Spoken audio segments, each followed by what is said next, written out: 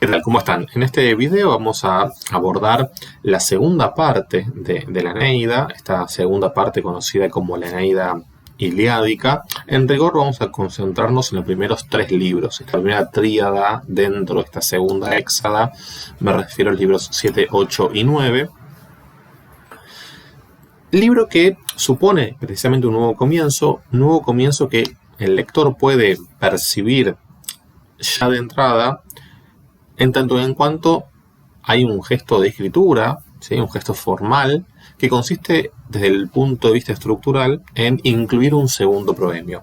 Segundo proemio que remite inequívocamente al primero, refuerza la idea de una estructura bipartita de todo el poema y que, nuevamente, como marca estilística, encierra una invocación a las musas, en particular a una de ellas, Erato, lo cual, de nuevo, establece esta ligazón entre la praxis poética y la memoria, y a su vez la cuestión de la inspiración divina como fuente creadora que insufla el alma del poeta, digamos así.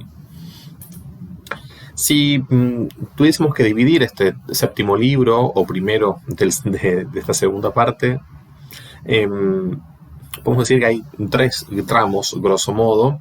La primera parte, que tiene que ver con la llegada al Lacio y al reino de Latino, que retoma la narración después de esta, digamos, parada previa, de esa estadía previa en Cumas, con todo lo que implica Cumas como, con la catábasis, por supuesto, de Eneas, lo que implica en términos de consumación de toda una primera parte preparatoria, ¿sí?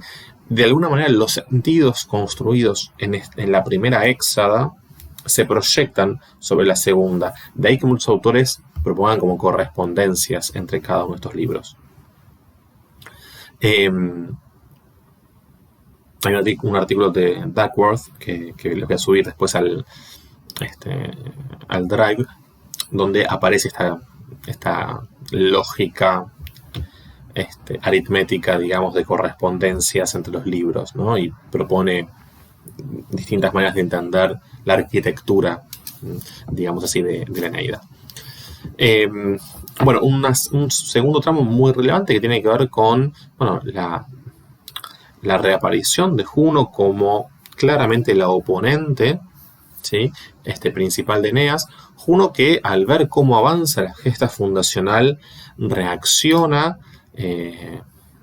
enfurecida porque ve que sus intentos por persuadir e incidir en las decisiones de los dioses celestiales han sido inconducentes, por lo que decide, como vamos a ver, recurrir a los dioses infernales, ¿sí? Y ahí la aparición de una de las furias, en particular la de Alecto, que va a desencadenar los hechos del libro séptimo que, bueno, conducirán a la guerra. Y un último tramo, muy típico de la épica, un catálogo, ¿sí? Muy típico también de la épica homérica, quiero decir, un catálogo en este caso de caudillos itálicos que se disponen a la guerra. Vamos a ver que la guerra que se va a narrar en toda esta segunda parte de la obra es que si bien, como decíamos, el hipotexto fundamental es la Ilíada, al mismo tiempo esta segunda éxada comporta una suerte de contracanto respecto de la Ilíada. Contracanto en el sentido en que, digamos, si la guerra de Troya supone la destrucción para el pueblo troyano, ¿sí? Y desde el punto de vista de la recuperación que se hace de esa guerra en la Eneida, lo que hay es la ruina de un pueblo, ¿sí? Es una guerra que se emprende para arruinar un pueblo, independientemente de los motivos previos, ¿no? O de lo que se conoce como el casus belli, digamos así. Independientemente de eso, aparece esta construcción de lo que implica la guerra de Troya, ¿sí? Es lo que vimos en el comienzo incluso de la Eneida, en el relato del propio Eneas. Una vez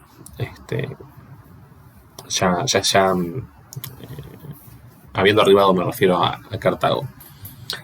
Pero ¿por qué digo que es un contracanto? Porque esta guerra que se dispone a enfrentar en particular a los rútulos o al ejército de los rútulos comandado por Turno contra Eneas, y los ejércitos que se van aliando, como el de Bandro,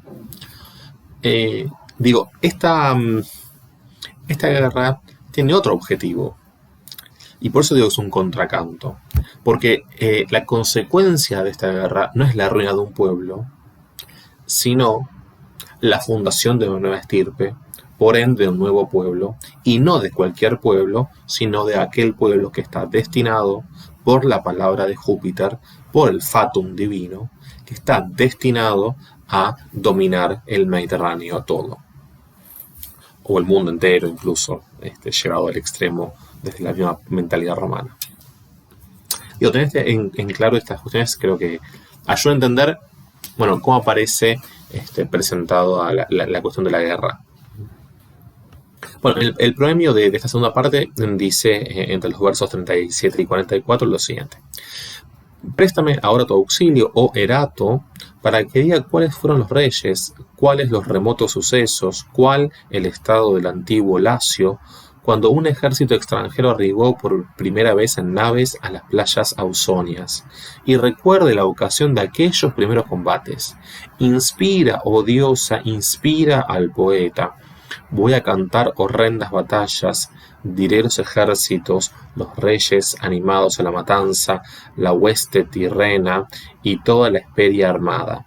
De más alto empeño, más ardua que hasta aquí, es ahora mi empresa.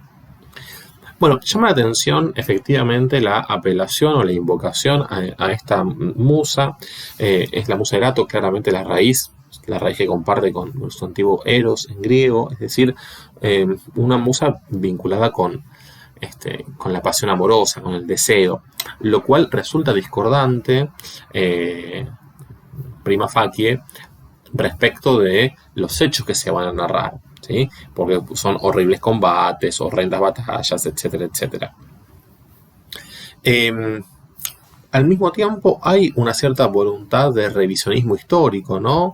¿Cuáles son los reyes? ¿Cuáles los remotos sucesos? Es decir, es un poema que se reconoce, este poema de la Eneida, se reconoce como un poema de carácter nacionalista, esto quiero decir, ¿no? Y que se entronca a su vez con el discurso hegemónico augustal. Ahora, como hemos dicho más de una vez, ese enclave o esa determinante política por pertenecer Virgilio al círculo de mecenas es una determinante que, cruje por momentos, hace ruido, y vamos a ver, estas zonas del texto, que sobre todo en la segunda parte, ya hemos mencionado algunas cuestiones de la primera, pero sobre todo en la segunda parte, tensionan la posibilidad de construir un único sentido, justamente, ¿no? En sintonía con esto que siempre decimos de la polivocidad en cuanto a la construcción de los significados en la Eneida. Y menciono también esta cuestión de, si la empresa del poeta, ¿no? Si la actividad poética ha sido ardua hasta aquí, lo que viene es más arduo por lo que hay que contar. Y fíjense que aparece siempre esta idea de la batalla como algo que no se quiere hacer, pero que es necesario en definitiva, ¿no? Y este apotegma romano que también hemos mencionado en varias ocasiones, ¿no? Si vis pacem para bellum, ¿no? Si quieres la paz, prepara la guerra. Esta cosa de, típicamente romana de para hacer la paz hay que hacer la guerra, que es lo que el propio Augusto hace por otra parte, ¿no? Él instala la paz, la denominada Pax Augustea, e insisto mucho en esto de que el término Pax es un término connotado políticamente, ¿sí? Pertenece al léxico político romano ya desde la República, cuanto menos. Augusto instala la autodenominada Pax Augustea una vez que derrota a Marco Antonio en Actium, ¿sí? En esa guerra civil disfrazada de una guerra contra un enemigo extranjero, ¿no? Entre tantos otros disfraces. Bueno, respecto del furor de Juno, sugiero que cuando lean el pasaje, y sobre todo este libro, pero el pasaje en particular, hagan un rastreo del campo semántico del furor, ¿sí? Porque realmente es algo que está trabajado estéticamente en el poema, y no solamente en a propósito de Juno en el libro séptimo. Si se fijan, y bueno, creo que lo hemos visto incluso en otros tramos, en otros segmentos, es algo que aparece y es interesante ver, bueno, qué tratamiento estético se le dispensa a la categoría de furor según el personaje interviniente. Lo vamos a recuperar incluso con Eneas. Que Eneas también expresó el furor, o expresa del furor. Dice, cruzando los aires en su carro, la fiera esposa de Júpiter divisa en remota lontananza desde el siciliano promontorio Paquino a Eneas. Lleno de júbilo, fíjense el contraste, ¿no? Es la fiera esposa que divisa desde lejos a un Eneas lleno de júbilo, ¿no? Y toda la armada dárdana y ve a los troyanos construyendo sus moradas para tomar asiento en tierra y renunciar a sus naves. Se paró al verlo herida de acerbo dolor, ¿no? Un dolor duro, áspero, ¿no? Y meneando la cabeza, exhaló del pecho estas palabras. Oh estirpe aborrecida, oh hados de la Frigia, siempre contrarios a los míos. ¿Sí? Fíjense la cuestión de los hados de la Frigia contrarios a los míos, ¿no? Hay una disputa que tiene que ver con el plano divino, ¿sí? No es solamente el enfrentamiento contra Eneas y su comitiva, digamos, sino también hay una disputa de poder en el Olimpo. Irritada contra esos prófugos de su patria, he osado seguirlos por todos los mares y contrastarlos en todos ellos. Contra los teucros se han consumido las fuerzas del cielo y del mar. Recordemos a Neptuno, que también lo metió en el medio. Yo, empero, yo, la poderosa consorte de Júpiter, yo que infeliz nada he dejado de intentar, yo que a todo he acudido por mí misma, soy vencida por Eneas. Porque, bueno, efectivamente debe avanzar la gesta fundacional. Pues bien, ya que mi numen puede tampoco, no hay auxilio que titubee ya en implorar, ¿no? Es decir, ya me cansé de hablar con uno, con Neptuno, con Júpiter, etcétera, etcétera. Ya no hay auxilio que titubee en implorar, pues no alcanzo a doblegar a los dioses del cielo, acudiré a los del Aqueronte. Bueno, aquí está muy claro, ¿no? Este contrapunto, ¿sí? Contrapunto que ya aparecía, ¿no? En el proemio, recuerdan ustedes, del libro primero, ¿no? Esta cuestión de que Eneas llega al Lacio zarandeado, ¿no? Y zarandeado por por muchos mares y habiendo padecido muchas guerras, por la fuerza de los dioses superiores, ¿no? Dice vi superum el texto latino. Bueno, si los superi, ¿sí? Si los dioses superiores, bueno, no les son favorables a Juno y sus intenciones, bueno, queda acudir a los dioses inferi. Este contraste, ¿sí? También maniqueo aparece en la configuración del mundo de los dioses, y va a tener sus implicancias, por supuesto, desde el punto de vista de, bueno, de cómo contrapesa el furor, ¿no?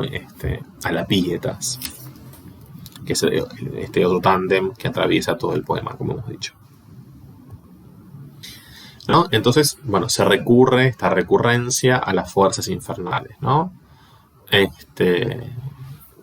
Esto, ¿no? Si no puedo conmover los dioses celestiales, removeré el Aqueronte, ¿no?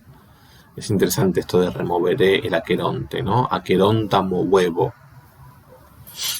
Dicho esto, se encamina furiosa a la tierra y evoca de la mansión de las tinieblas infernales, donde moran las horribles hermanas, a la calamitosa Alecto, que es una de las furias, una de las erinias, cuyo corazón solo se goza en tristes guerras, en iras, traiciones y atroces crímenes. Con estas palabras le excita Juno. Fíjense, por un lado, la acumulación, ¿no? En tristes guerras, en iras, traiciones y atroces crímenes, ¿no? El epíteto atribuido a la calamitosa Alecto, ¿no? La cuestión de la calamitas para el mundo romano, ¿no? Como esta fuerza destructora, pero al mismo tiempo el poder de la diosa que tiene que ver con excitar, incitar, ¿no? Mover a través de las palabras, ¿sí? Conducir las almas mediante palabras desde un punto de vista netamente retórico. Virgen, hija de la noche, concédeme el favor propio de ti que voy a pedirte, para que no sucumban mi honor y mi fama en el descrédito, ni logren los troyanos contraer alianza con el rey latino, ni apoderarse de los ítalos confines. Bueno, efectivamente van a ver ustedes que Alecto reacciona a, digamos, este intento eficaz de Juno de insuflar ira en Alecto y hacerla después insuflar ira a su vez a otros, en particular a Mata, a Turno, y lo que ocurre con la escena de Iulo, ¿no? Es decir, hay una cadena, ¿sí?, de acontecimientos que tienen que ver con, bueno, Amata, ¿sí?, como madre de Lavinia, que en un momento determinado entra en un estado de enajenación, se va al bosque, se lleva a la hija, hay una suerte de éxtasis dionisíaco. Es una escena muy interesante, pero es efectivamente los efectos del furor, ¿sí? Del mismo modo, cómo insufla este estado de fuera de sí en Turno y la locura de la guerra, ¿no? Y por último, la escena en la que los pastores latinos se horrorizan frente a la muerte de un ciervo en manos de Iulo y también reaccionan enajenados y eso provoca una revuelta. Pero de alguna manera, en cada una de esas acciones o consecuencias del furor que va insuflando en distintos personajes Alecto, lo que queda claro acá,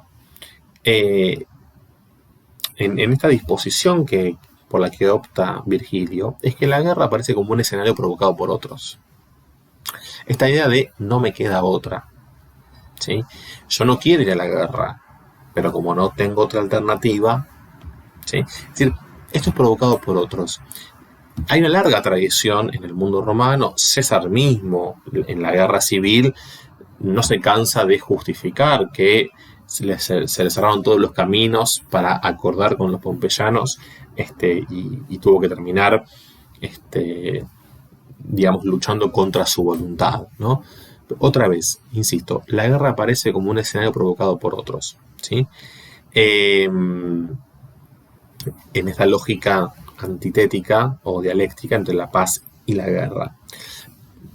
Y como decíamos hace un rato, a propósito de que esta segunda parte de la Eneida tiene como hipotexto de la Ilíada y al mismo tiempo es un contracanto de la Ilíada, bueno, lo que aparece como ideología más subyacente en esta segunda parte del libro séptimo es esta crítica a los griegos, en particular a la guerra de Troya, ¿no?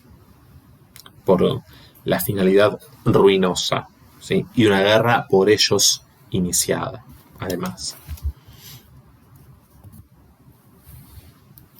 El libro séptimo junto con el octavo en realidad son los libros preparatorios, ¿sí?, que anticipan o anteceden la guerra en el Lacio, estas guerras itálicas, que se desarrollan concretamente en los últimos 4 libros de la segunda parte de esta Eneida iliádica. Vamos a retomar algunas nociones que hemos introducido anteriormente en relación con la configuración de Eneas en términos de su homologación con Augusto, porque si hay un libro que uno puede decir eh, que encaja dentro del esquema de la epopeya nacional y del discurso del establishment del momento, es este libro junto con el sexto. ¿Sí? El libro sexto, que concluye con la profecía de Anquises, y el libro octavo, que concluye también con una profecía, digamos, ahí también hay un parangón que puede establecerse, ¿no? Son dos libros que concluyen con una profecía con modalidades discursivas diferentes, porque la profecía de Anquises es un discurso directo desde los campos elíseos. La profecía del libro octavo es una éfrasis, la éfrasis del escudo de Eneas, donde está tallada la historia de Roma.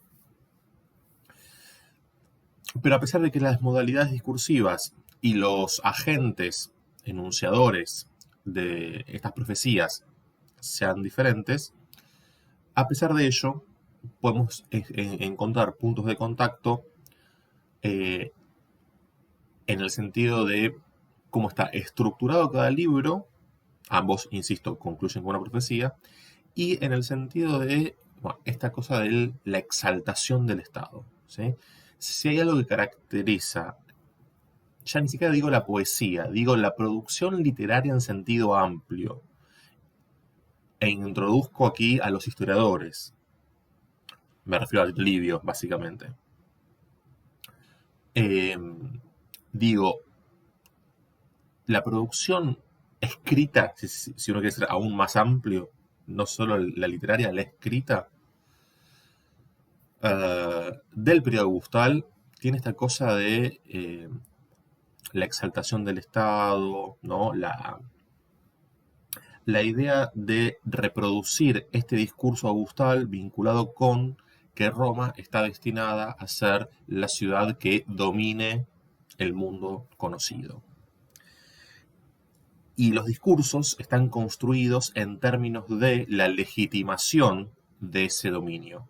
Ese dominio está destinado a ser tal. Esta es un poco la idea. Bueno, yendo concretamente al libro octavo, lo podemos dividir en dos partes, ¿sí? La llegada de Eneas al reino de Bandro, ¿sí?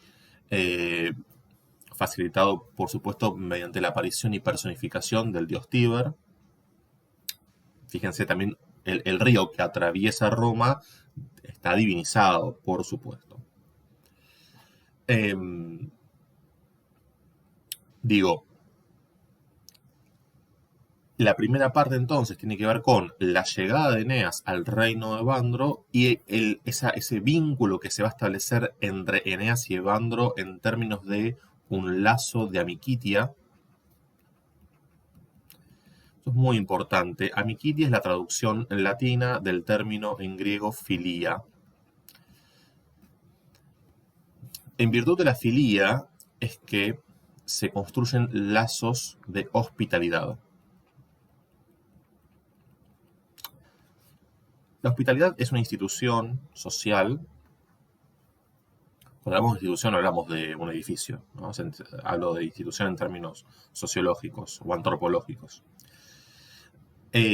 La hospitalidad es una institución propia de la ideología épica, que tiene que ver con un lazo político de reciprocidad fundamentado en un vínculo de amicitia, en latín, de filia en Grecia, o en griego, perdón. Este lazo de amicitia es un lazo político, ¿sí? Después hay una cantidad de rituales que tienen que ver con el intercambio de dones, que tiene que ver con el banquete, con la festividad, con realizar juegos, etcétera, etcétera. Que tiene que ver con protocolos, ¿sí? Para agasajar al huésped que viene del extranjero. Pero ese vínculo, más allá de esta cuestión ritual, y esas prácticas culturales vinculadas con la hospitalidad es un vínculo político, a tal punto es un vínculo político que, como se deduce finalmente de este libro octavo, Evandro no solamente recibe y hospeda a Eneas cuando llega a su reino, sino que además, a Palanteo me refiero, sino que además le da a su hijo como uno de los guerreros para sumarse a sus filas. ¿Sí? Lo provee de un ejército a Eneas para luchar contra Turno y en particular le da a su hijo, Palante. Lo cual no es nada menor, por todo lo que viene después, sobre todo. Me refiero a la muerte de Palante. Porque la muerte de Palante, digamos que tiene el doble inconveniente de que es el hijo que fue cedido para luchar junto con Eneas en el marco de la hospitalidad, en el marco de este lazo de Amiquitia. Entonces, en esta primera parte del libro octavo, tenemos el grueso, tiene que ver con el discurso de Evandro, ¿sí? Donde hace referencia al mito de Hércules y Caco, ¿sí? Y a la llegada de Saturno, ¿sí? Como el primer rey del Lacio, y su rol civilizador. Hay toda una cuestión también, un ideologema muy potente que tiene que ver con el gesto de civilizar interpretado en clave de progreso, ¿sí? Otra homologación o equivalencia que tiene que ver con civilización igual progreso. Vamos a leer unos pasajes de toda esta primera parte y después vamos a trabajar, por supuesto, con la éfrasis del escudo de Eneas, que es el escudo que Venus le pide, le ruega a su esposo Vulcano, que es Hefesto, con claras reminiscencias del canto Sigma de la Ilíada. Canto 18 me refiero. Ahora bien, el escudo de Aquiles es un escudo que, si yo tuviese que sintetizarlo en un concepto, conjuga, es la cifra, si se quiere, de la humanidad en términos de que coexisten escenas de paz y de guerra. Tiene que ver con una reflexión más, si se quiere, puedo decir ontológica, pero no.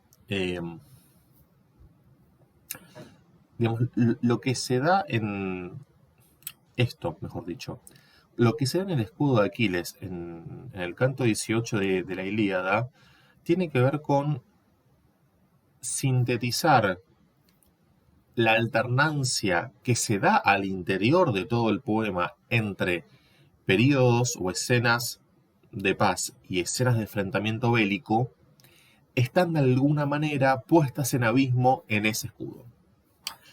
Ahora, el escudo de Eneas es un escudo político por donde se lo mire. Porque en el centro del escudo no hay otra cosa que la batalla de Actium. Entonces, bueno, hay otras cuestiones. Bueno, sin más preámbulos, avanzamos.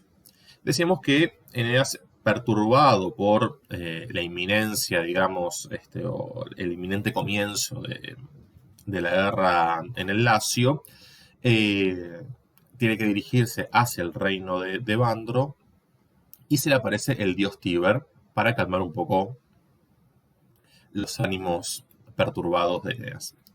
Dice el poeta.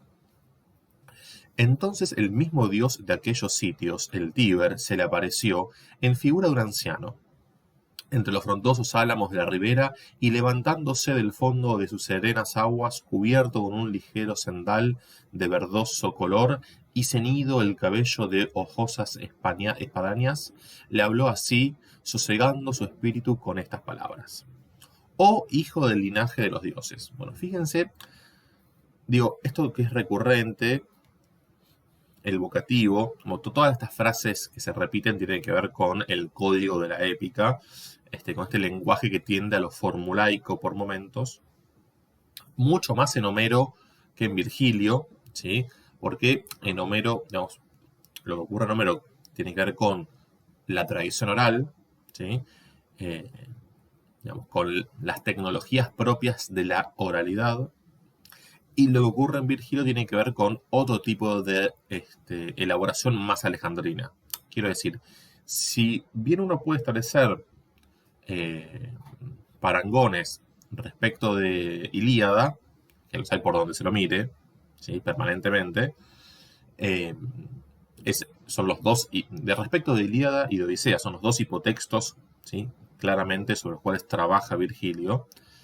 En términos del estilo de escritura, del estilo del autor, más allá de que, digamos, Virgilio escribe en el mismo código en cuanto al género, que es la épica, en el medio, entre Homero y Virgilio, hay una cantidad de siglos, y concretamente está el periodo alejandrino, ¿no? En el siglo III, fundamentalmente, que tiene que ver con la expansión del helenismo. Entonces Virgilio es un poeta alejandrino en ese sentido, un poeta influenciado por el alejandrinismo, que tiene que ver con esta sofisticación de la poesía, una poesía mucho más pulida, en el sentido de como cada palabra está pensada, digamos, en su hasta el más mínimo detalle, su ubicación, ¿sí? No quiero decir que en Homero no, pero en Homero funciona otra lógica que tiene que ver más con la naturaleza oral y por ende performativa del discurso. En Virgilio hay otra elaboración distinta. No estoy diciendo con esto que uno es mejor que otro, ¿eh? No lo planteo en esos términos. Digo que son estéticas diferentes, a esto me refiero. Poéticas diferentes, por ende. Ahora bien, en esta repetición, me fui un poco por las ramas, pero lo que quería decir era lo siguiente. En esta repetición de, oh hijo del linaje de los dioses, todo el tiempo, ¿no? Hijo nacido de una diosa, o hijo del linaje de los dioses y demás. Esta redundancia en estos vocativos tiene que ver nuevamente con no perder de vista que quien emprende la gesta fundacional de Roma desciende de los dioses, y eso es toda una legitimación permanente de lo que se está haciendo, ¿sí? Porque fíjense, cuando llegamos al escudo, ¿sí? El escudo es el escudo hecho por Hefesto, otro dios, o Vulcano para los romanos, Hefesto para los griegos. Es decir, es hecho por otro dios. Quiero decir, en esa profecía del escudo también hay una legitimación de la historia de Roma. Es decir, el lector contemporáneo, y vuelvo sobre lo mismo, en cuanto a los mecanismos de legitimación y constatación del texto.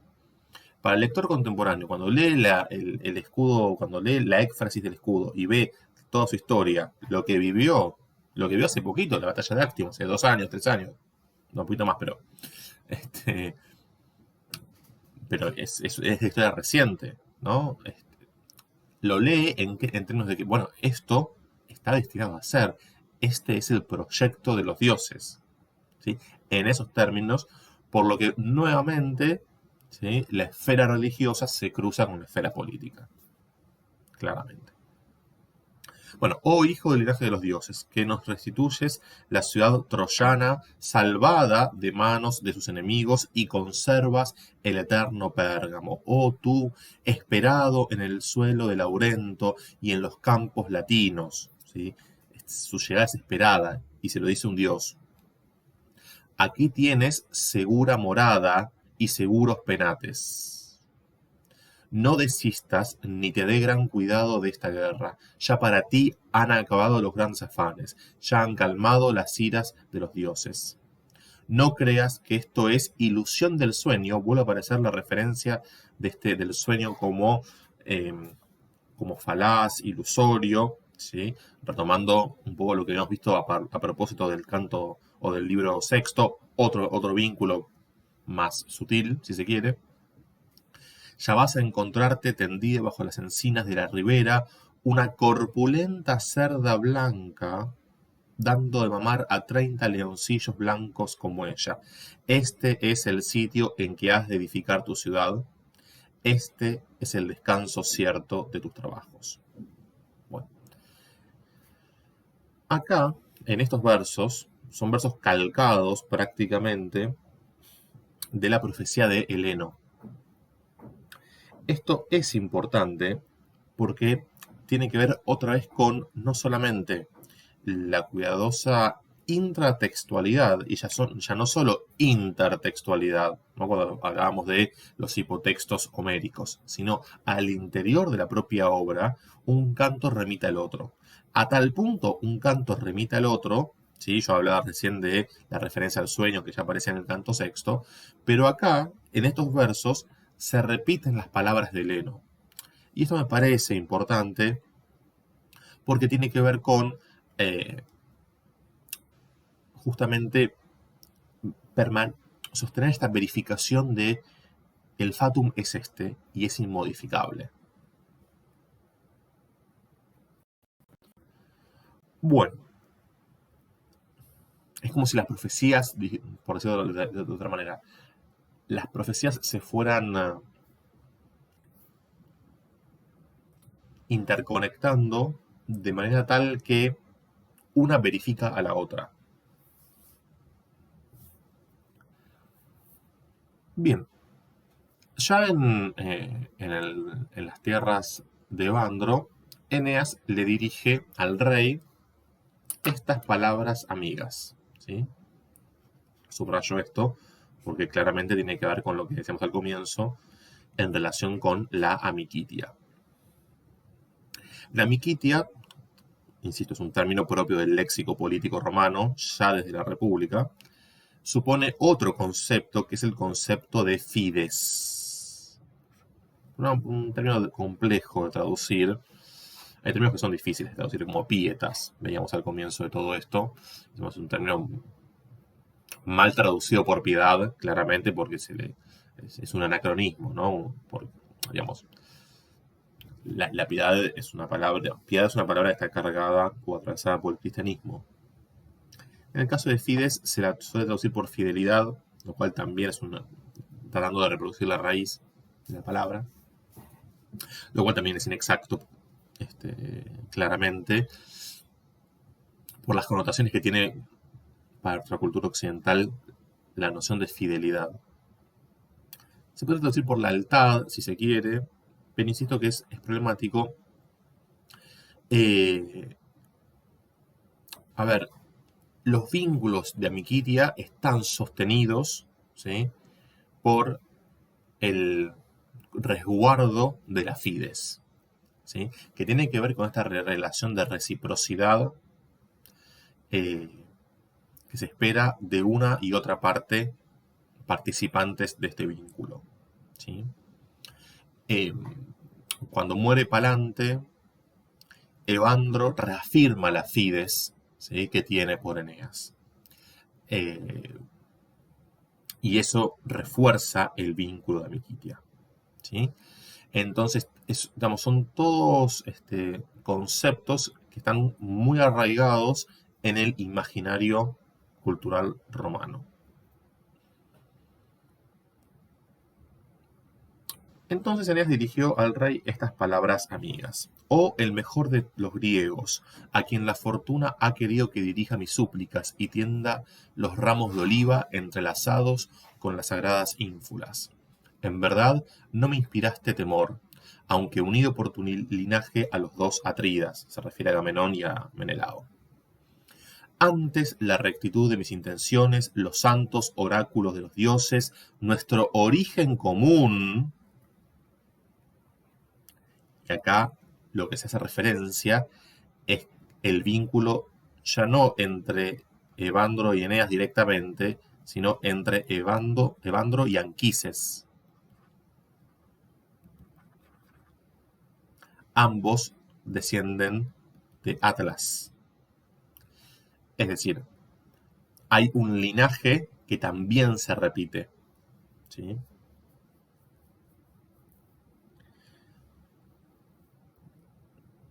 Esto es importante porque si el vínculo entre Eneas y Anquises es un vínculo que está regulado por la pietas, esta misma pietas va a aplicar en su vínculo con Evandro. Nuestro origen común y tu fama, recordemos la fama entendida como reputación, ¿sí? Como la imagen de sí que se extiende en el inconsciente colectivo, esparcida y hasta está divinizada. Cuando aparece con mayúscula es la divinidad. Y tu fama esparcida por todas las de la tierra. Me han unido a ti, impulsándome de consuno mi voluntad y los hados. Fíjense, no solamente Eneas está aquí por voluntad de los dioses, sino por la propia voluntad. Fíjense cómo el discurso de Eneas va cambiando, ¿sí? No es el discurso que tiene Eneas antes de partir de Troya, de ninguna manera. Ahora funde su voluntad con la voluntad del fatum, con la voluntad de la palabra de Júpiter. Y acá voy a retomar en el medio del video las preguntas que formuló la compañera Graciela a través del foro, porque recuerdo que había una en relación con esto, después lo reviso si me quedó alguna pendiente, pero me voy acordando mientras hablo de esa pregunta. La pregunta, no me acuerdo la formulación exacta, pero apuntaba a esta cuestión de si en el derrotero de Eneas había algún margen de la propia acción individual o si estaba todo, digamos, prefijado por la voluntad divina. Ella, en la pregunta deslizaba que se inclinaba por la segunda opción.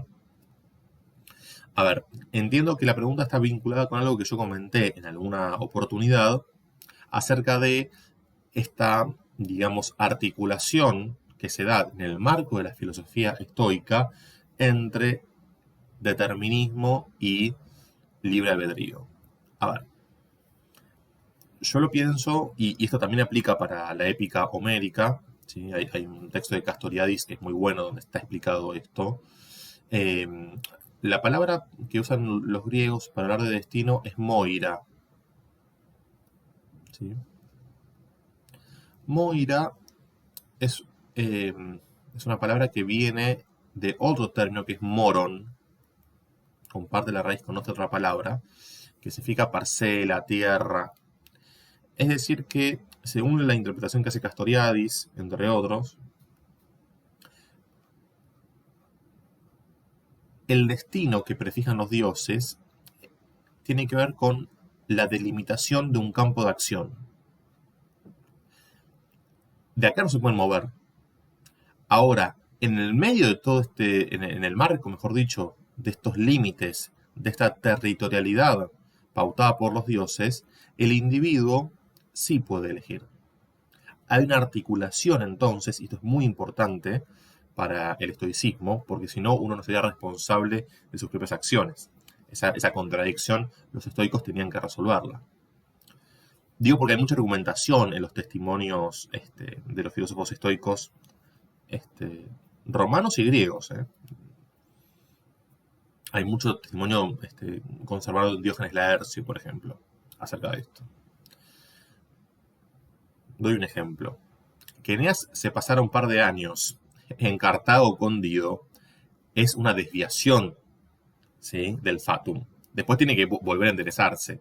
A tal punto es una desviación del fatum que Iarbas tiene que ir con Júpiter para recordarle, che, este tipo acá no tiene que estar. Júpiter manda a Mercurio, Mercurio va y se le presenta a Eneas y le dice, Eneas, acordate de cuál es tu destino, ¿no? Toda esa cadena tiene que ocurrir para que enderece el rumbo. Pero insisto, hay un marco de acción delimitado. Son las fronteras que traza la palabra del Dios. Y ahora, en este momento en el que estamos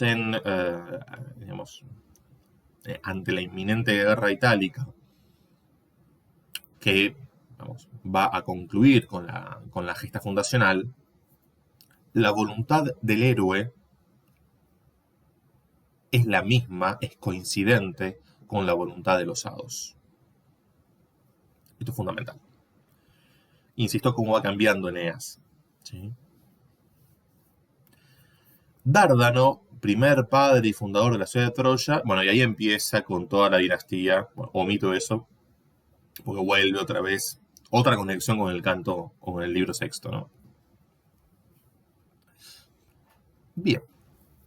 Ahora, entonces decíamos, después de este encuentro entre Evandro y Eneas, Evandro toma la palabra, cuenta el mito de Hércules y Caco, léanlo.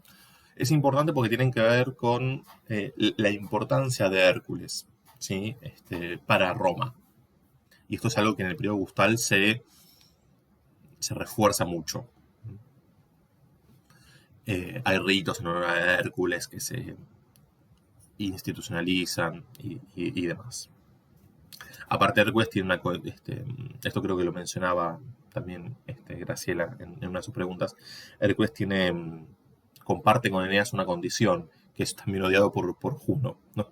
Entonces, de alguna manera, una reivindicación a esta gente odiada por Juno. Pero bueno, el rito hercúleo es un rito, una práctica religiosa y política que a la que se le da mucha importancia en Roma, en la historia de Roma en general y en el periodo Gustal en particular. Y después pasa a la historia del Lacio, Evandro. Este lugar donde, bueno, como volvió a repetir el dios Tíber, Eneas está destinado a asentar lo que después va a ser Roma. Y es interesante cómo en el discurso de Evandro se construye esta idea de que el Lacio es una tierra que recibe a desterrados. Porque Evandro mismo es un extranjero, porque el primer rey que empieza a ordenar a los indígenas pobladores del Lacio es Saturno, que es también un desterrado. ¿Sí? Está esta idea de, bueno, los desterrados vienen aquí a ordenar esto. Dice el texto. Saturno, el primero, vino del etéreo Olimpo a estas regiones huyendo de las armas de Júpiter, destronado y proscripto.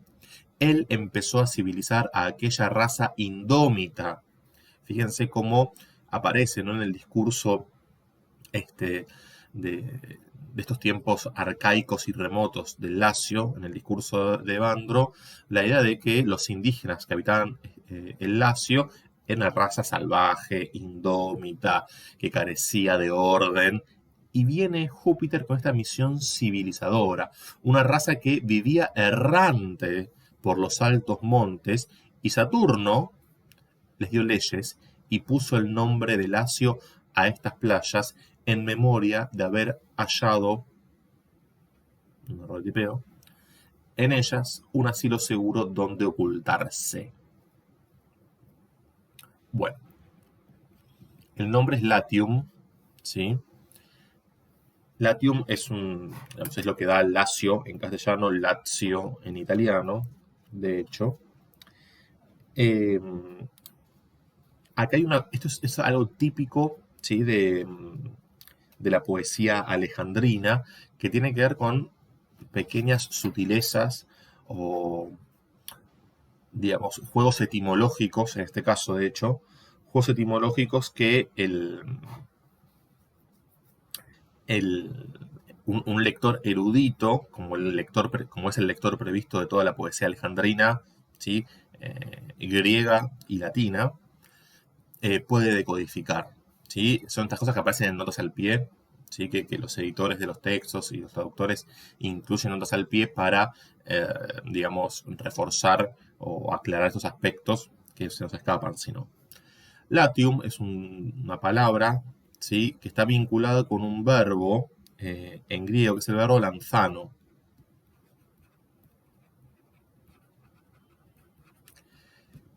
Este verbo significa justamente ocultarse. Entonces, comparte la misma raíz, lat. ¿Mm?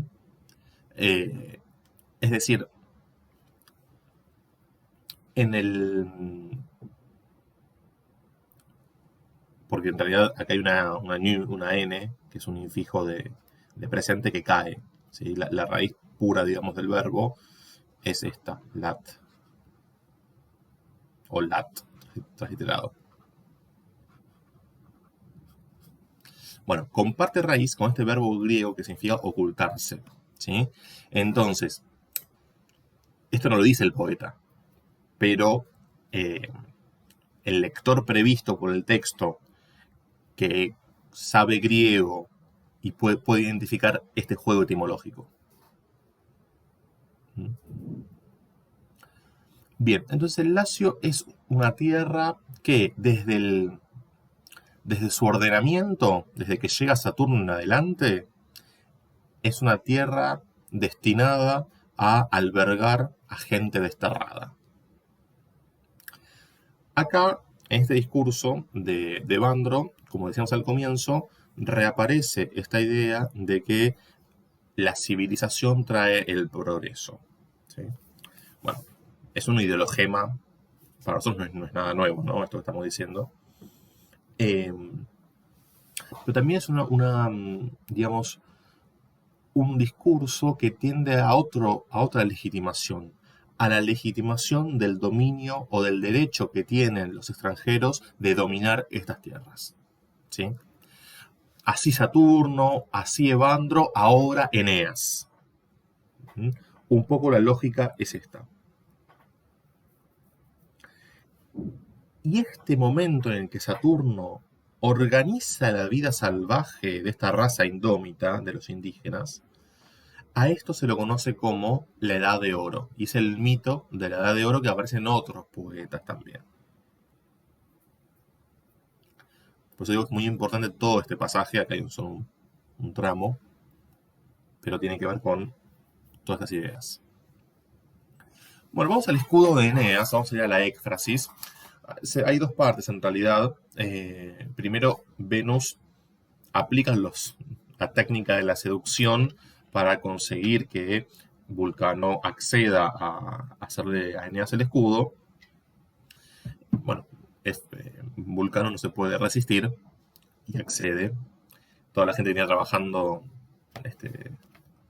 para él en otras cosas, para el rayo de Júpiter, bueno, y otras armas. Interrumpe lo que está haciendo para dedicarse todos a trabajar por el escudo de Eneas. Después de convencerlo, hay un interludio donde Evandro le presenta a Eneas el ejército que lo va a acompañar, y en esa enumeración aparece la figura de Palante. ¿Sí?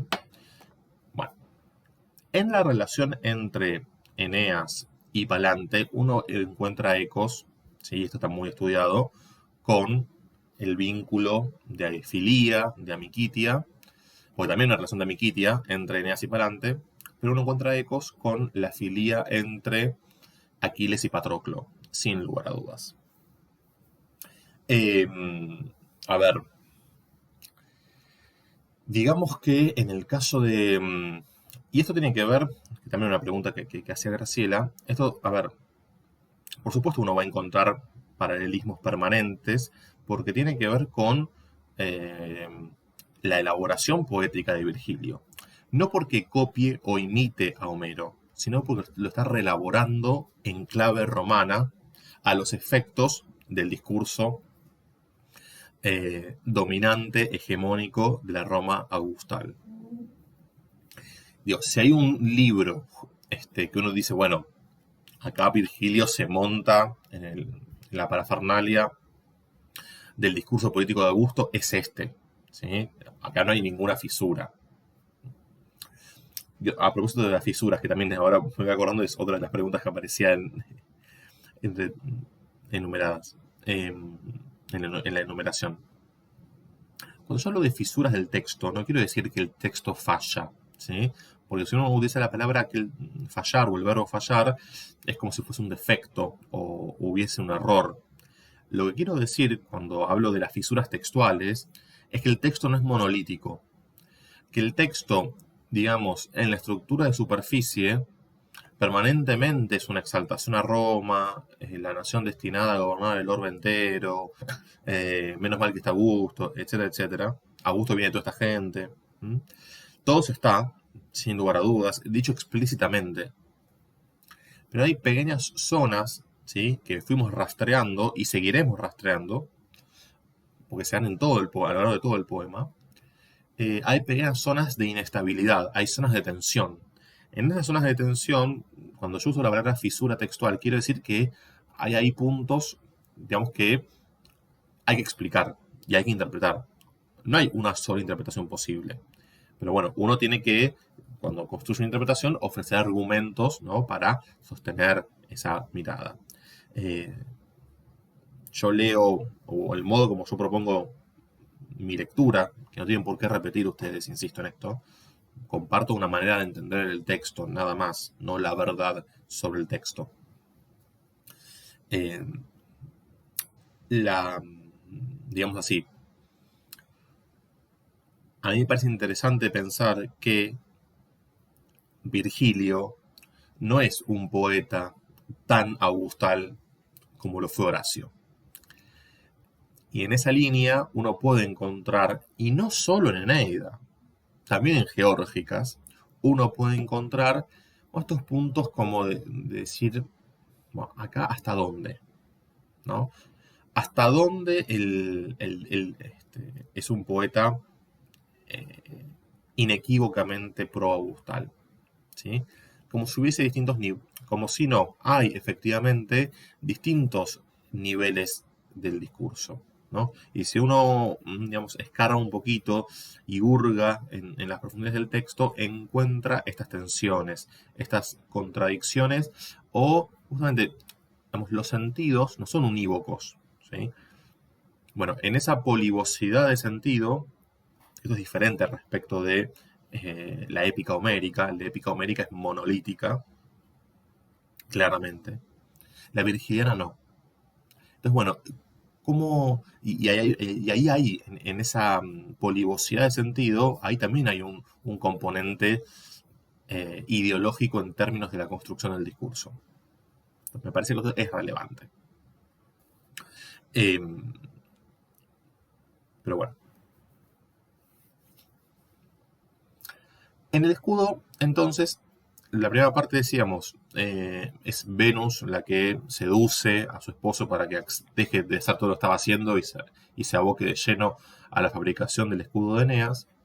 En el medio vuelve la escena al diálogo entre Evandro y Eneas.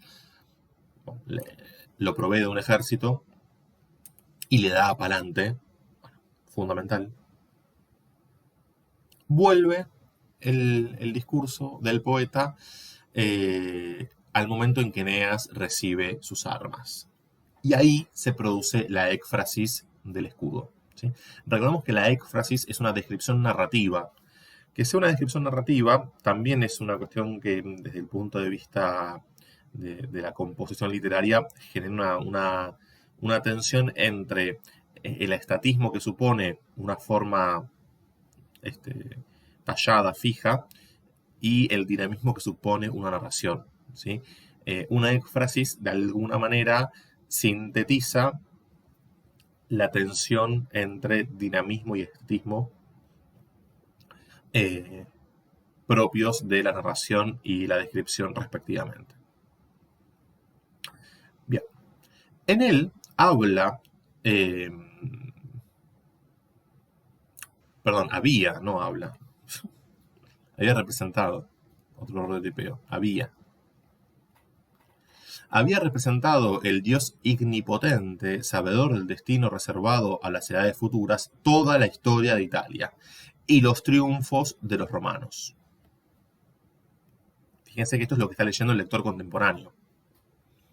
En él se veía todo el linaje, otra vez, de la futura descendencia de Ascanio y la serie de sus grandes batallas. Allí, en la verde cueva de Marte, había representado, tendida en el suelo, la parida loba, mito fundacional, de cuyas ubres pendían dos mellizos, Rómulo y Remo, jugueteando y mamando impávidos a su madre, que inclinada sobre ellos, la rolliza cerviz, los acariciaba sucesivamente y con la lengua los saciaba y pulía.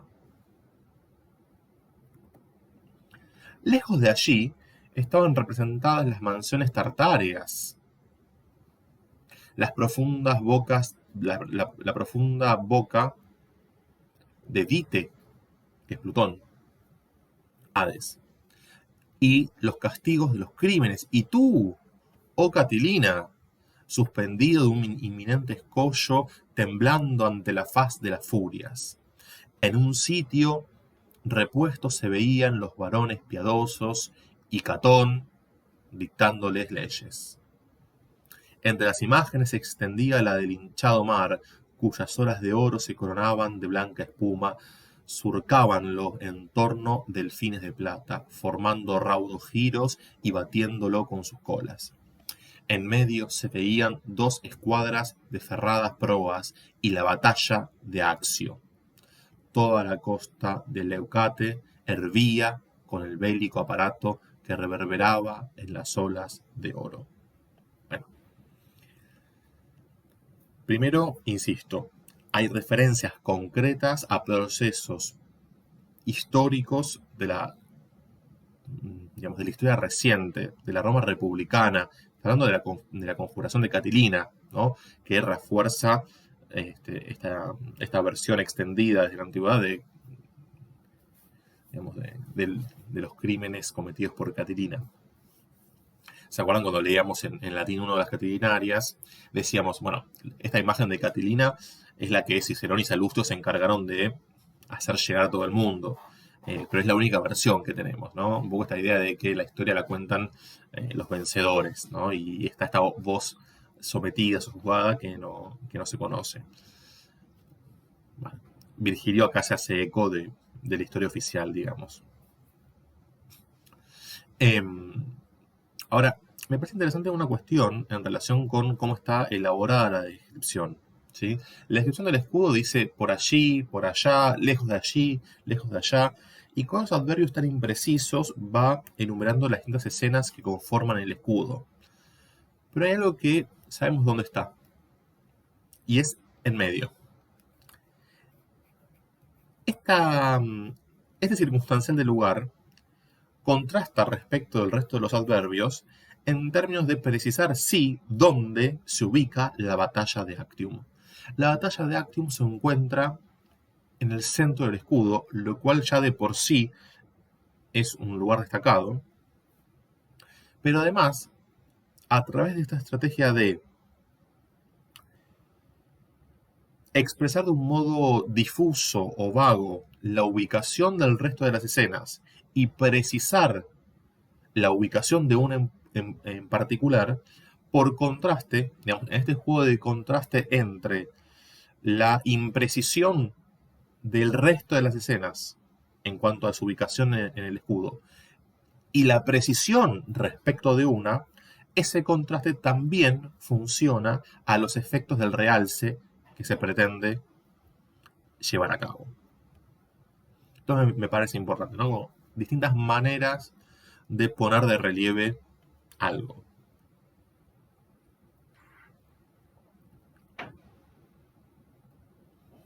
Sentado en los marmóreos umbrales. Bueno, en esta escena yo después corté un poco el texto porque es muy largo. Estoy yendo a los momentos, nada más. En un momento aparece, bueno, en esta escena de la batalla de Actium, en la que se detiene bastante, por supuesto aparece sobre la proa. Bueno, la proa porque es una batalla naval, ¿no? La batalla de Actium. Está Augusto y de otro lado aparece Antonio, ¿sí? Con todo Oriente detrás, ¿sí?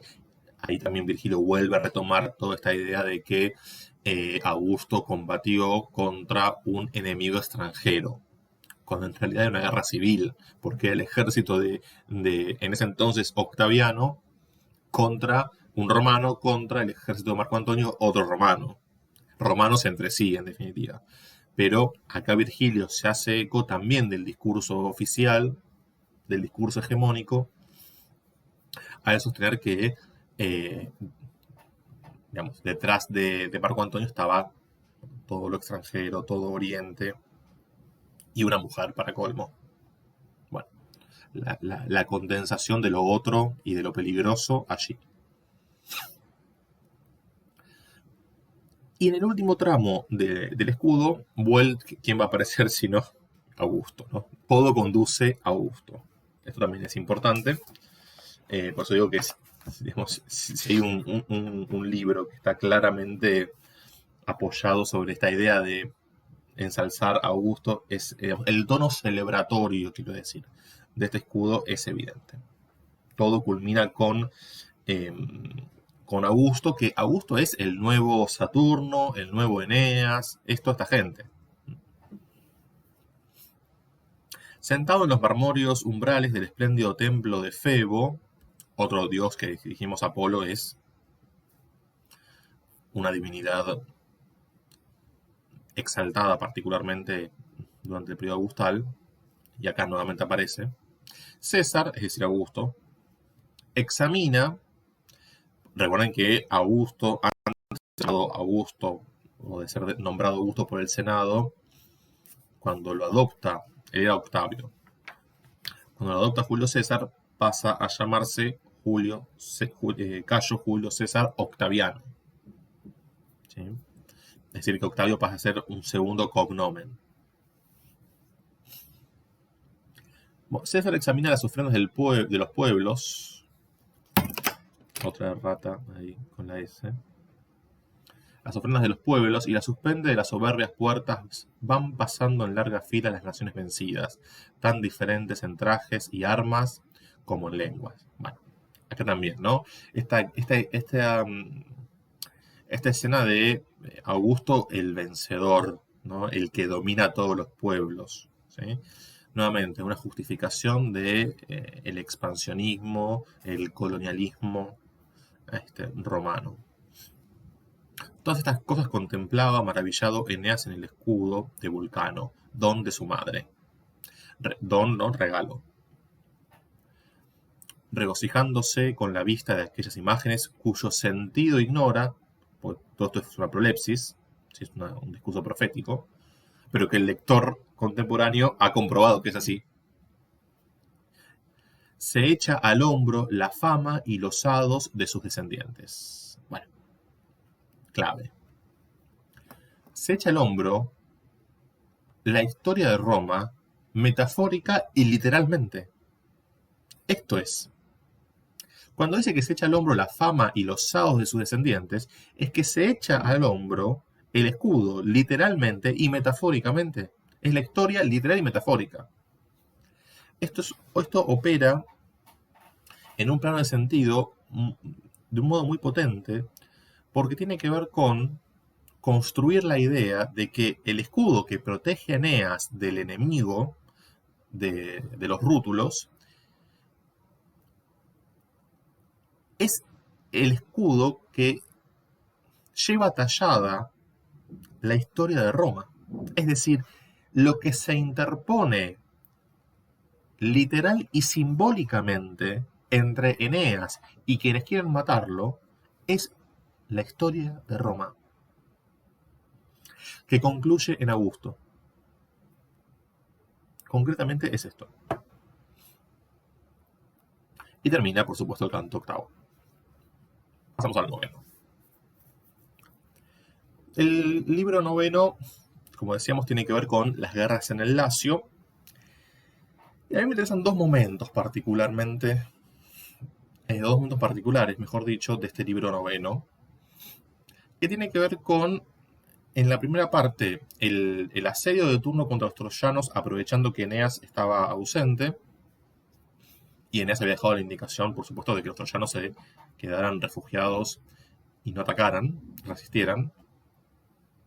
Y en el marco de ese asedio aparece el episodio, ¿no?, de las naves, del incendio de las naves, con intermediación de Cibeles, que logra que esas naves sean salvadas, porque bueno, pertenecían la madera de sus bosques y qué sé yo. Entonces se produce una apoteosis, pero es interesante cómo el prodigio y el resultado de la metamorfosis es mal interpretado por turno. Así que vamos a hacer una referencia a eso, como los problemas de decodificación, ¿no? O sea, tiene que ver con esto, con cuando se produce un prodigio, un oráculo, un auspicio, ¿sí? Cualquiera de estas prácticas religiosas, una vez producidas, el problema que viene a continuación es cómo interpretarlas, ¿no? No sé si se acuerdan cuando veíamos en Latín 1 los auspicios en el marco del mito fundacional, el vuelo de los buitres, ¿sí? Que Remo primero ve 6 y después Rómulo ve 12, y la discusión está en qué tiene preeminencia, si la cantidad de aves avistadas o el momento, ¿no? La prioridad en cuanto al tiempo. Bien, eso tiene que ver con cómo hay una, digamos, cómo influye la interpretación, ¿sí? De algo que tiene que ver con un prodigio, con un auspicio, ¿sí? Con un augurio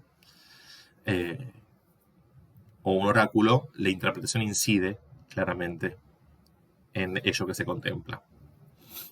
Entonces vamos a ver qué interpretación le da turno a todo esto. Y después, un episodio muy conmovedor, realmente, que tiene que ver con el episodio de Niso y Euríalo, ¿sí? Dos jóvenes que, digamos, sintiendo el asedio de los rútulos, se proponen, en el marco del consejo, del concilio de ancianos, se proponen para ir a buscar a Eneas y traerlo de regreso. Y en ese marco se produce uno de los pocos, si no el único momento, en el que se habla del amor filial, pero a partir de la relación madre-hijo. Porque si hay una relación que tiene preeminencia dentro del esquema familiar como organización social, porque fíjense que así como se estructura la familia romana, se estructura el Estado romano, con los mismos principios y las mismas relaciones de poder, me refiero. Si hay una relación que tiene preeminencia en el esquema familiar, es la relación padre-hijo. Pero acá aparece en este episodio una revaloración de la relación madre-hijo a partir de el pedido de Euríalo a Ascanio. Bueno, un episodio muy conmovedor, lo vamos a leer, pero todo esto tiene que ver con la ideología bélica. ¿En qué sentido? En la excelencia o la aristeia, como se dice en griego, de estos dos troyanos que arriesgan su vida en pos de la gesta colectiva, ¿no? De poner el cuidado individual o personal, los intereses personales, en pos de una gesta colectiva. Eso es algo que en el marco de la ideología bélica es muy valorado. Así que ese es el segundo tramo que me quiero detener de este libro noveno. Bien, vamos con el incendio de las naves troyanas. Dice: no os afanéis, oh teucros, por defender mis naves, habla Cibeles, ni por ello aparejéis las armas. Antes logrará turno incendiar los mares que mis sagrados pinos. Vosotras, oh naves, id libres, id diosas del piélago. Fíjense cómo esto lo consigue Cibeles cuando se lo pide a Júpiter, ¿no? Por supuesto. Acá se produce la apoteosis. Se divinizan las naves. Y diosas del piélago. Piélago es otro helenismo, ¿no? Pélagos en griego significa mar. La madre lo manda. Falta una L, ¿no? La madre lo manda. Y al punto, todas las naves rompen los cables que las amarran a la playa y a manera de delfines sumergen las proas en lo más hondo del mar, de donde, oh asombroso prodigio, salen y circulan por el ponto tantas figuras de vírgenes cuantos eran los ferrados bajeles que antes estaban anclados en la ribera. Se pasmaron los rútulos. El mismo Mesapo quedó aterrado y se turbaron sus caballos. Suspende su curso el ronco Tíber y retrocede, temeroso de lanzarse al mar. Y sin embargo no decayó la confianza del audaz Turno, que malinterpreta el prodigio. Antes, con estas palabras, alienta e increpa a los suyos. A los troyanos amenazan esos prodigios. El mismo Júpiter les arrebata su acostumbrado auxilio. Ni dardos ni llamas aguardan ya a los rútulos. Cerrado está ya a los teucros el camino del mar y ninguna esperanza de fuga les queda. La fuga por mar les está vedada, la tierra es nuestra. Bien, acá está el tema de la interpretación que se hace de este prodigio. Turno interpreta que los dioses ya no van a favorecer a los troyanos, los favorecen a él porque quedan todavía más cercados, ¿sí? Por tierra avanza Turno y todo el ejército de rútulos, y por mar ya no se pueden ir porque no tienen naves. Era la interpretación que hace el rey de los rútulos.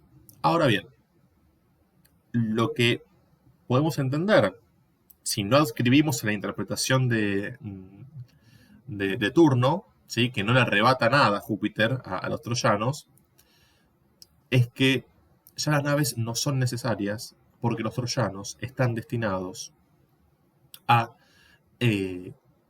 dominar el Lacio, derrotar a Turno y por ende fundar a la postre la ciudad de Roma. Es decir, ya las naves no son necesarias porque la embarcación ya cumplió su objetivo, que es llevar a esa tripulación a las tierras del Lacio. Por eso digo que hay un choque de interpretaciones en cuanto a este prodigio. Y la interpretación obviamente responde a intencionalidades políticas. A esto quiero ir. Entonces, en el marco de todo este conflicto, porque los troyanos son asediados son sitiados por el ejército de Turno, estando Eneas ausente, Niso y Euríalo proponen ir en busca de Eneas. Y en el último tramo de esta decisión, Euríalo se dirige a Ascanio, que es de la misma edad, y le dice lo siguiente. En estos términos le responde Euríalo. Jamás en tiempo alguno desmentiré estos esforzados impulsos, ya me sea próspera, ya adversa la fortuna. Fíjense, no como el destino, ¿no? Puede ser próspero o puede ser adverso para él, pero eso no importa, ¿no? Esto es la aristeia, ¿sí? En el marco de la ideología bélica. Es un ideologema a esto, bueno. Pero una sola cosa te pido, le dice Ascanio, que precio en más que todos tus dones. Tengo una madre, del antiguo linaje de Príamo, a la cual, infeliz, ni la tierra de Ilión, ni la ciudad del rey Acestes pudieron retraer de seguirme. Yo ahora la dejo ignorante de los peligros que voy a correr, y sin despedirme de ella. Testigos me son la noche y tu diestra, de que no podré resistir el llanto de mi madre. Tú, yo te lo ruego, consulta a la desvalida, socorre a la abandonada. Déjame llevar de ti esta esperanza. Es decir, le está pidiendo Euríalo a Ascanio que cuide de su madre. Lloraban los enternecidos troyanos y más que todos el hermoso Iulo, que es Ascanio.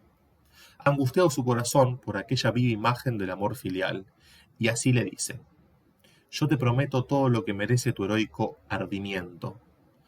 Tu madre será la mía, y solo le faltará el nombre de Creusa, que no a menos da derecho el ser madre de tal hijo, sea cual fuere la suerte que te aguarda. Juro por mi cabeza, que es el usado juramento de mi padre, juro que cuanto te prometo, para cuando vuelvas, lograda tu empresa, se lo cumpliré igualmente si no vuelves a tu madre y a tu linaje. Fíjense que aparece mencionada alguien que no es mencionada en casi toda la Eneida, que es Creusa, olvidada por completo, ahora Ascanio sí la recuerda. Este es el único pasaje en toda la Eneida, digo, la gesta fundacional es la gesta fundacional patriarcal, ¿sí? Esto es importante, donde el vínculo de pietas rige en términos de el pater familias.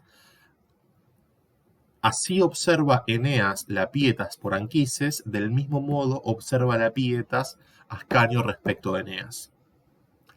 Creusa a tal punto es innecesaria que no hay problema en que arda en Troya, pero en este pasaje se la recuerda. Este pasaje, digamos, sobresale en este sentido. Es el único pasaje donde se percibe una reivindicación o una revaloración del vínculo madre-hijo frente a la preeminencia ostensible del vínculo padre-hijo, en términos de la preservación de una gens. Como ustedes saben, Euríalo, tanto como Niso, mueren, le cortan la cabeza, una escena muy espantosa, las cabezas de estos dos quedan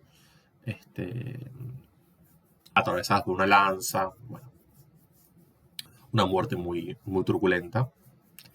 Y entre tanto la fama, ahora la diosa, alada mensajera, ya había sido también la fama, ¿no? La fama cuando trae noticias no siempre es la misma fama que había aparecido en el canto cuarto para avisarle a Dido que Eneas estaba por ir, ¿se acuerdan? Bueno, la fama es ahora la que le transmite el mensaje a la madre de Euríalo. La fama, alada mensajera, revoloteando por la aterrada ciudad, se desliza hasta los oídos de la madre de Euríalo, con lo que, abandonado de pronto el calor vital de los huesos de la infeliz, deja caer de sus manos los husos y la retorcida lana. Se lanza la desventurada madre con mujeriles alaridos, mesando sus cabellos, y delirante se encamina a los muros, internándose hasta las primeras filas. No se cuida de los soldados, de los peligros ni de los dardos. Al mismo tiempo hincha el viento con estas lamentaciones. Ahora bien, el discurso de lamento de la madre, un discurso tremendo, pero fíjense esta imagen de, esto es furor, esto es estado de enajenación, ¿sí? Estado de descontrol, y uno de los elementos que culturalmente en el mundo antiguo se suele utilizar para representar este estado es el de los cabellos sueltos para cualquier lado, ¿no? Aparecen, digamos, en la iconografía, aparece esta manera de representar a la mujer enajenada, bueno, los pelos sueltos y descontrolados. Es como si fuera la expresión somática, si se quiere, de ese descontrol interno. Que así te veo, Euríalo, que así pudiste, oh cruel, dejarme sola tú, postrer arrimo de mis cansados años, y al arrojarte a tan gran peligro ni siquiera diste a tu mísera madre un postrer adiós. Ay, ahora yaces en ignoto suelo, presa de los perros del lacio y de las aves de rapiña. Y yo, madre tuya, no asistí a tu muerte, ni te cerré los ojos, ni lavé tus heridas, ni te cubrí con aquellas ropas que para ti labraba a toda prisa día y noche, labor con que consolaba mi triste ancianidad. ¿Qué será de mí? ¿Cuál tierra posee ahora tus destrozados restos, tu miserable cadáver? Eso, hijo mío, eso solo me traes, eso solo me queda de ti. ¿Para esto te he seguido por tierra y por mar? Traspasad mi pecho, oh rútulos, si sois compasivos, lanzad contra mí todo vuestros dardos, acuchilladme a mí la primera. O bien, tú, gran padre de los dioses, compadéceme, y con tu rayo precipita al tártaro esta mi aborrecida cabeza. Pues no puede de otro modo acabar con la horrible vida, ¿no? Bien, es decir, en esta lamentación, ¿sí? Acá están todos los recursos fraseológicos propios del discurso de la lamentación, ¿sí? Del lamento, del frenos, como se dice en griego. Eh, es un topos típico de la épica y de otros géneros. Eh, Fíjense cómo la exclamación, la pregunta retórica, la enumeración, ¿sí? Son recursos propios de este tipo de discursos. Eh, Esto corona todo este episodio de Niso y Euríalo, que por ahí puede pasar desapercibido, pero me parece interesante rescatarlo en términos de, bueno, el contraste que expresa en el marco de la preeminencia que tiene el vínculo padre-hijo por, eh, digamos, por efecto de este concepto axiológico fundamental para la Roma antigua que es la pietas.